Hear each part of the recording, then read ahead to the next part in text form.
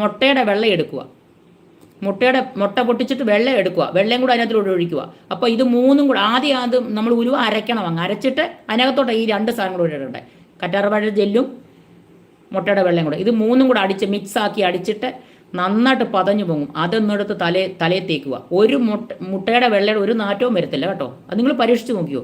അതെടുത്ത് തലയെ തേക്കുക. തല തേച്ചിട്ട് ഇത്ര അരമണിക്കൂർ വരെ അത് വെച്ചേക്കുക. പ്രോട്ടീനാണ് മുട്ടയുടെ വെള്ള. നല്ല പ്രോട്ടീൻ അടങ്ങിയല്ലേ. അപ്പോൾ മുടി വളരാൻ നല്ലതാണ്. അപ്പോൾ ഇത് തേച്ചിട്ട് ഒരു അരമണിക്കൂർ കഴിഞ്ഞിട്ട് ഷാമ്പു ഇട്ട് കഴുകുക. സിൽക്ക് പോലെ ഇരിക്കും മുടി. ഇന്ന് ഞാൻ ചെയ്തത്.